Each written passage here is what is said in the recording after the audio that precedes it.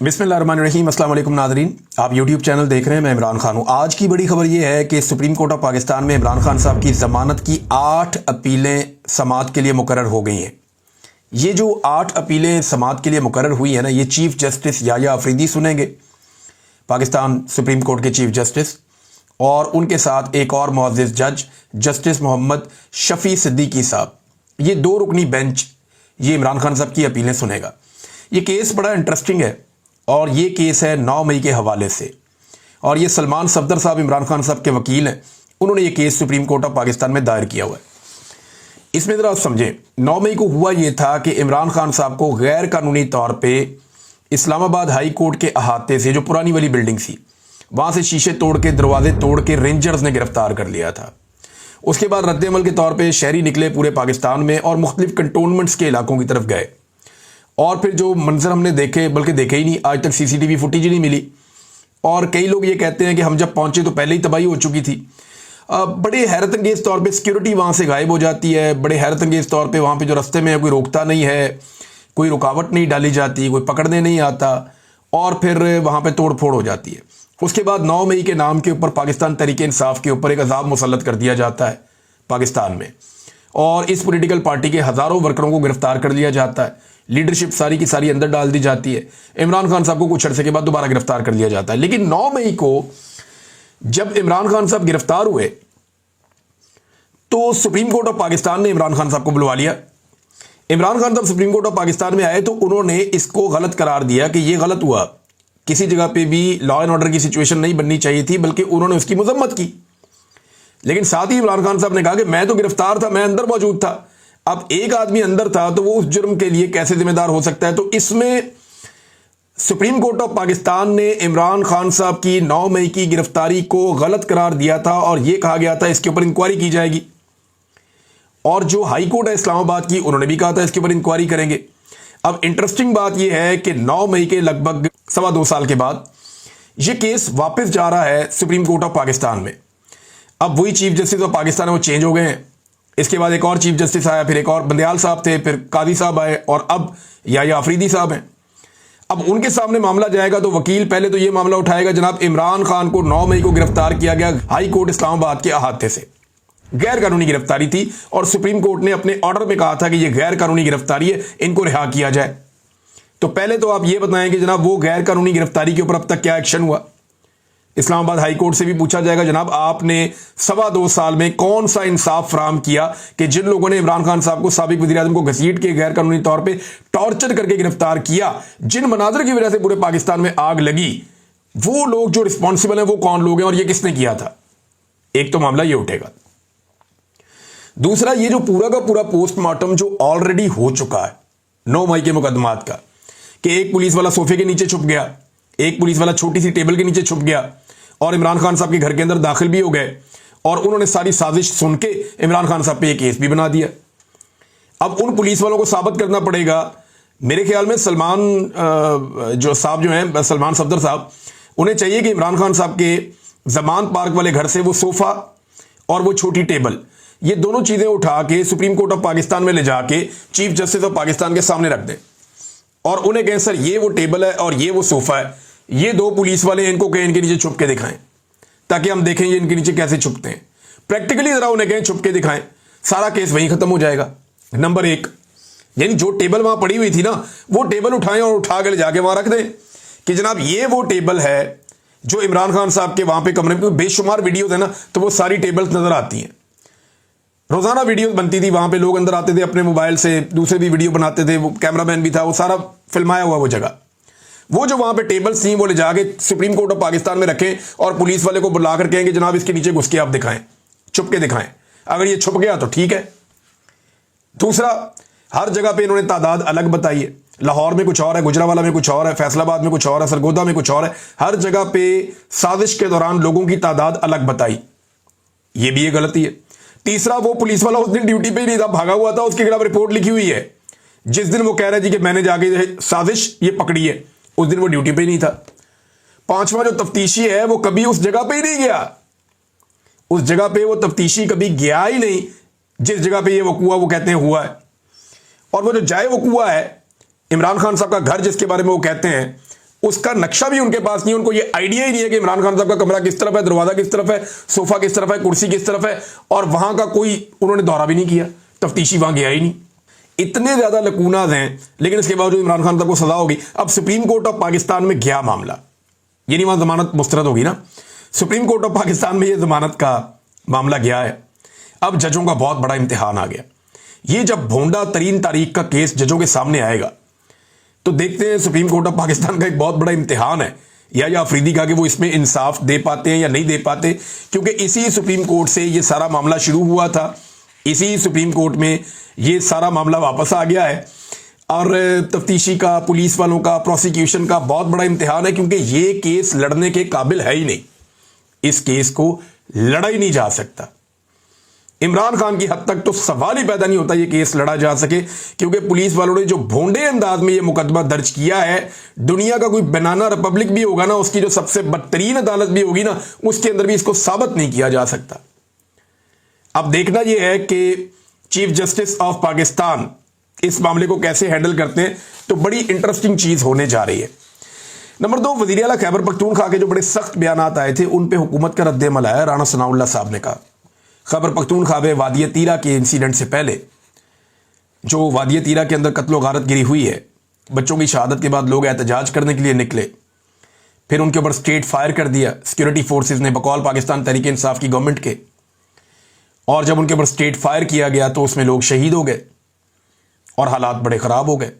अब लोगों ने जाके तालिबान से कहा बहुत बड़ी तादाद में कि आप ये इलाका छोड़ दें, हम फौज से कहेंगे वो भी इलाका छोड़ दे। तो क्या ये इलाका वाकई में जो वहां की अवाम है वो तालिबान से और फौज से खाली करवा सकती है? पाकिस्तान तहरीक इंसाफ ने भी बड़ा सख्त मौक़िफ़ ले लिया। उन्होंने कहा जी ठीक है, फौज 15 दिन के अंदर निकल जाए इन इलाकों से। लेकिन राणा सनाउल्लाह साहब कह रहे हैं कि वज़ीर आला खैबर पख्तूनख्वा के बयानात पे मत जाएं, इनके बयानात को बिल्कुल संजीदा मत लें। वो सियासी बयानिए के लिए बोलते हैं, सिर्फ जहां उनके ताउन की ज़रूरत होती है वो ताउन कर देते हैं हुकूमत के साथ। ये राणा सनाउल्लाह साहब ने दावा किया है। अब वज़ीर आला खैबर पख्तूनख्वा के ऊपर चंद सवालात खड़े हो रहे हैं। नंबर 1, अभी तक किसी एक भी ड्रोन हमले की FIR अली अमीन गंडापुर साहब नहीं कर सके। देखिए ना, अली अमीन गंडापुर साहब 5 घंटे ऊंची आवाज में तकरीर करते रहे या चिल्लाते रहे, उससे कोई फर्क नहीं पड़ता। सिर्फ एक छोटी सी FIR दर्ज कर दें ड्रोन हमले की, उससे फर्क पड़ता है। आप देखें ना, प्रैक्टिकली आप देखें जावेद हाशमी साहब ने क्या कहा था। जावेद हाशमी साहब ने कहा कि मुझे DG ISI ने कहा, या ISI के चीफ ने कहा कि हम आपको सीट पे कामयाब करवा देते हैं, आप इलेक्शन आपको जितवा देते हैं, आप हमें बुरा भला कहते रहा करें, लेकिन जब आप जरूरत पड़े हमें आपकी तो आप वोट हमें दे दिया करें या हमारा काम कर दिया करें, हमें जितना मर्जी बुरा भला करें, कोई फर्क नहीं पड़ता।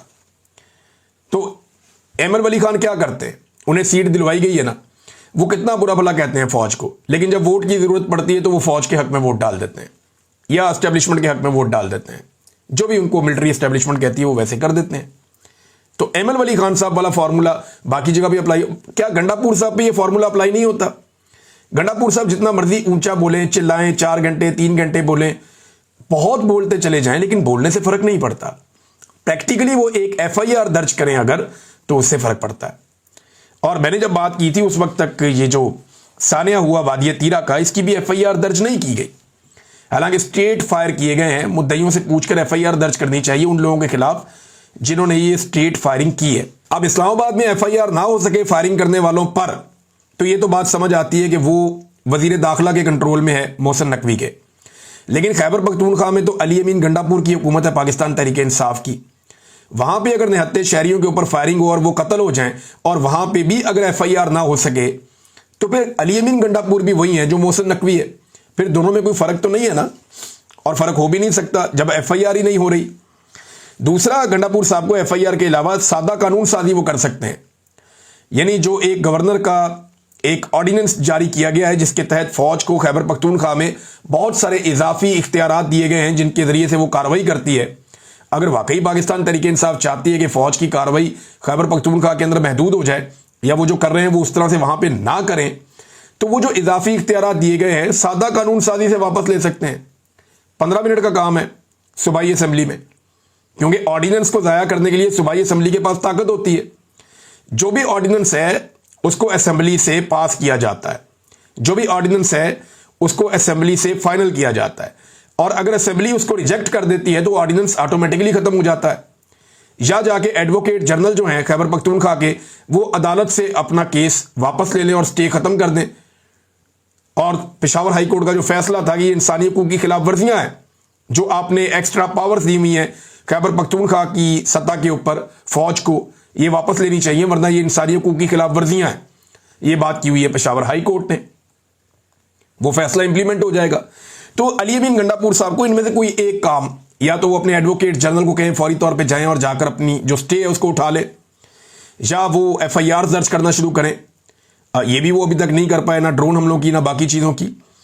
और सादा कानून साजी के जरिए से वो फौज को मिले हुए इजाफी इख्तियारात भी वापस ले सकते हैं। और एक और चीज़ कर सकते हैं कि खैबर पख्तूनख्वा की मादनियात के हवाले से जितनी भी माइनिंग हो रही है उसका एक ऑडिट करवा सकते हैं और बता सकते हैं किस किस को बगैर टेंडर के ठेका मिला है और कौन कौन इसके अंदर मुलव्विस है और कहां कहां ये चीजें जा रही हैं और कितने पैसे के मादनियात यहां से निकाले गए, कितनी माइनिंग हो चुकी है।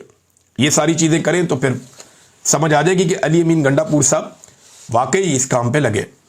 नाज़रीन, जो लोग मौजूदा हुक्मरानों को महात्मा बनाकर पेश कर रहे थे या इनको लेकर आ रहे थे जबकि जनाब ये बहुत अच्छे हैं, ये कर देंगे वो कर देंगे, डार साहब आ गए हुनैन कर देंगे, मियां नवाज शरीफ वापस आ गया, पाकिस्तान की किस्मत बदल देगा, एस्टेब्लिशमेंट और नवाज शरीफ की गेम उठा रहे थे, वो लोग अब बहुत मायूस दिखाई दे रहे हैं। बल्कि मैं एक चीज ऐसी नोट कर रहा हूं कि हमारे यहां पे दो तरह के सहाफियों का इकट्ठ हो गया था।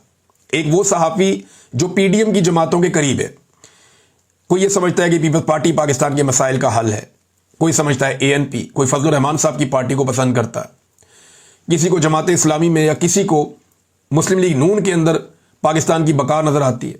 अपनी अपनी सोच है और ये अच्छी बात है, सबकी सोच अपनी अपनी होनी चाहिए।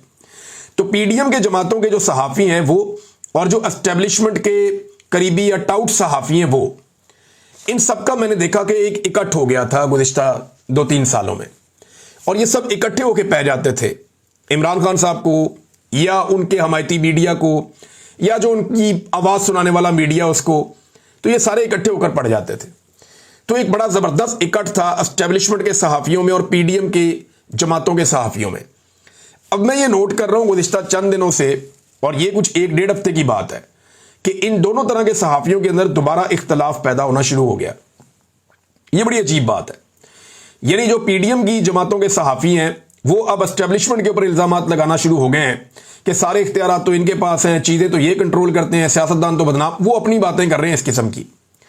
दूसरी तरफ जो एस्टेब्लिशमेंट के करीबी सहाफ़ी हैं वो सियासतदानों को बुरा कहना शुरू हो गए कि जनाब सियासतदान डिलीवरी नहीं कर सके, इनको इतना मौका दिया एस्टेब्लिशमेंट ने, इनको लाकर बिठाया, इसके बावजूद ये डिलीवर करने में मुकम्मल तौर पर नाकाम रह गए, अब एस्टेब्लिशमेंट भी इनसे मायूस हो चुकी। इस तरह की बातें अब दोनों तरह के लोग कर रहे हैं। इसका मतलब यह है कि इन्हें इस बात का आइडिया हो गया है एस्टेब्लिशमेंट को भी और हुकूमत को भी कि हम जो मर्जी कर लें, हम इस मुल्क को इस तरह से नहीं चला सकते। अल्टीमेटली ये मलबा गिरना है, तो अब ये मलबा एक दूसरे पे डालने की ऐसा लगता है कि कोशिश करना शुरू हो गए हैं। कामरान खान साहब का आपने ट्वीट पढ़ा होगा, उनका बयान देखा होगा, जिसमें उन्होंने कहा कि ताजिर जो हैं उनको आर्मी चीफ बड़ा अच्छा चलाते हैं, मईशत को आर्मी चीफ बड़ा अच्छा करते हैं, ये सब। वो आर्मी चीफ की ज़मीन आसमान के कलाबे मिलाने के बाद उन्होंने सियासतदानों को बुरा भला कहना शुरू कर दिया। इसकी एक मिसाल है सोहेल बड़ाइच का एक हालिया कॉलम है जिसमें उन्होंने बड़े साहब कह के आर्मी चीफ को मुखातिब किया कि जनाब वो न्यूट्रल रहना चाहते हैं लेकिन उनको मशवरे ये दिए जा रहे हैं। तो उन्होंने भी बताया कि जनाब बड़े किस्म के मशवरे, जैसे शायद कोई मार्शल लॉ की बात या कोई ऐसी चीज़ है कि जी सियासतदान डिलीवर नहीं कर पा रहे और वो काम ही नहीं कर पा रहे। तो ये चीज़ें गवाही देती हैं कि बड़ी मायूसी फैल गई है, पूरा निज़ाम मायूस हो गया, एस्टेब्लिशमेंट भी मायूस हो गई है और हुक्मरान भी मायूस हो गए हैं कि हमने इतना जोर लगाया, मुल्क चला ही नहीं पाए।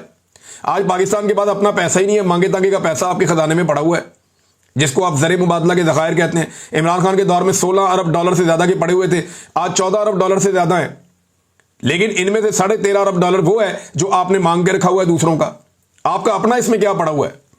ये बड़े गंभीर हालात हैं। राणा सनाउल्लाह साहब ने चीनी के मामले पे एक बड़ा एतराफ़ किया है।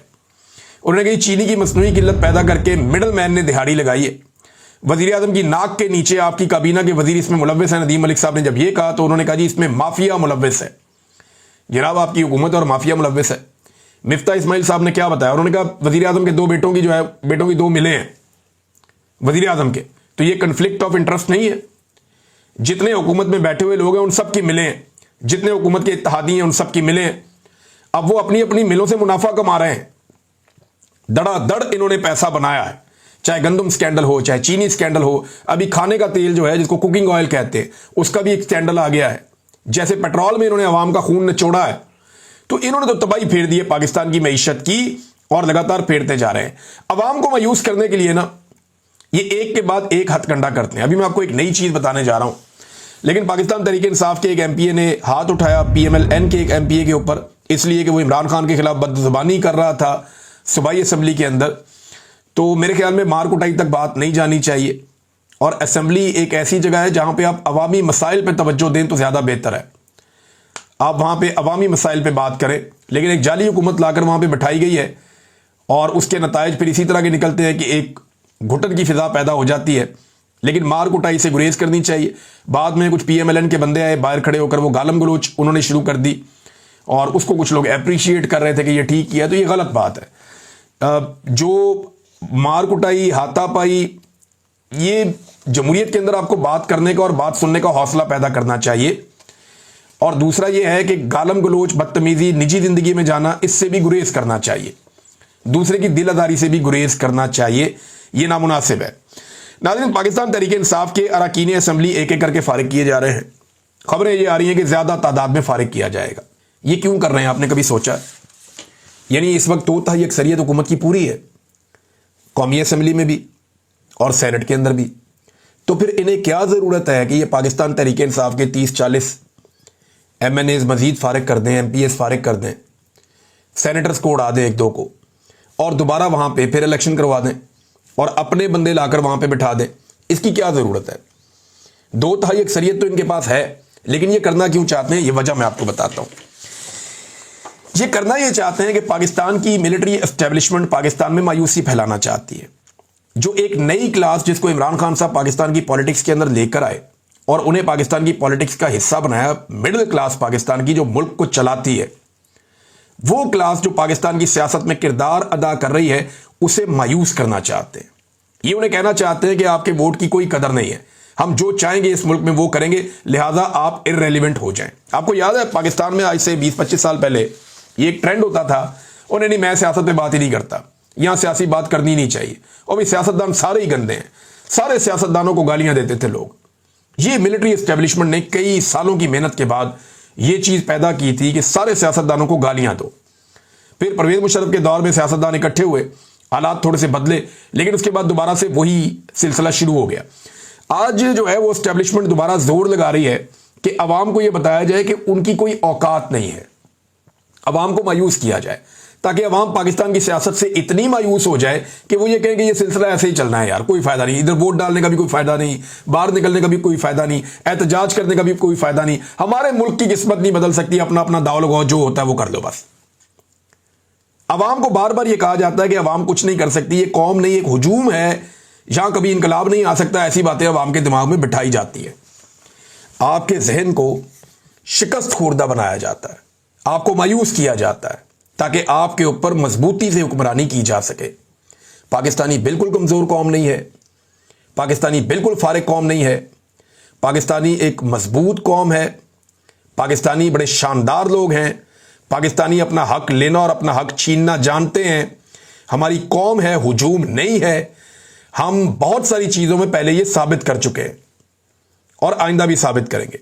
मेरी तमाम पाकिस्तानियों से एक गुजारिश है कि जितना मर्जी ये सिलसिला चलता रहे, आपके ऊपर ये जबर करते रहे, आपसे सीटें छीनते रहे, आपके वोट की तौहीन करते रहे, लेकिन आप अपने वोट की तौहीन के बावजूद बार बार खड़े होइएगा, क्योंकि ये आपका फर्ज भी है।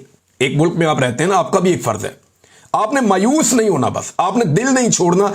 एक दिन आएगा ये पूरा का पूरा सिस्टम आपके कदमों में सरेंडर करेगा।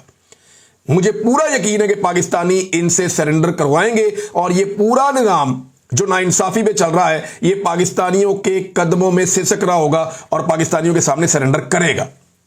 हम हुजूम नहीं हैं, हम कौम हैं, और हम साबित करेंगे, ये वक्त आएगा। और हमने साबित किया है, बार बार साबित किया है। नाज़रीन, और मेरे पास खबरें हैं यहां पे आपको देने के लिए। इंटरनेशनल फ्रंट से बड़ी इंपॉर्टेंट खबरें हैं। लेकिन एक आखिरी खबर पे मैं यहाँ पे इख्तिताम कर लेता हूँ, फिर बाकी चीज़ें आपको नेक्स्ट वीलॉग में बताऊंगा। हम्माद अजहर साहब ने एक ट्वीट करते हुए बताया कि उनके घर के ऊपर बार बार रेड्स किए जा रहे हैं, या रेड नहीं किए जा रहे, यानी पुलिस को बाहर भेजा जा रहा है, पुलिस यहाँ पे चेकिंग करती फिर रही है। अभी उनके वालिद की कब्र की मट्टी गीली है, फॉर गॉड सेक। यार उनके वालिद का इंतकाल हुआ, वो पाकिस्तान का एक इज्जतदार आदमी था, वो पाकिस्तान का एक ऐसा सियासतदान था जिसने लंबा अरसा पाकिस्तान में सियासत की है, और आप उसके ऊपर कीचड़ नहीं उछाल सकते। उसने बहुत सारी मरतबा बहुत सारी अपॉर्चुनिटीज़ को छोड़ा भी है। अगर आप मियां अजहर की सियासत के बारे में पढ़ें या गौर करें तो उन्होंने कुछ ऐसे मौके उन्हें ज़िंदगी में मिले, जैसे मौके सियासतदानों को मिलते हैं तो वो एक दूसरे की टांग खींच देते हैं, लेकिन उन्होंने ऐसा किया नहीं। नवाज शरीफ साहब ने भी उनको एक ऐसी ऑफर दी थी, उन्होंने इनकार कर दिया था, जिसपे नवाज शरीफ साहब से उनकी बिगड़ गई थी। तो मियां अजहर साहब एक अच्छी शख्सियत थे, और अब उनके बेटे लिखते हैं कि मेरी रिहाइशगाह पर पुलिस अफराद की बार बार आमद, 3 पुलिस के डाले भी अभी घंटा पहले आए और मुलाजमीन से पूछगछ करते रहे। ये ज़्यादती है, इस वक्त ये नहीं करना चाहिए। हम्माद अजहर भी यहीं पे है, पाकिस्तान तहरीक इंसाफ भी यहीं पे है, तो आप बदला ले सकते हैं, जब चाहें आप सियासी इंतकाम ले सकते हैं, लेकिन ये वक्त नहीं है। अब तक के लिए इतनी, अपना ख्याल रखिएगा, अपने चैनल का भी। अल्लाह हाफ़िज़।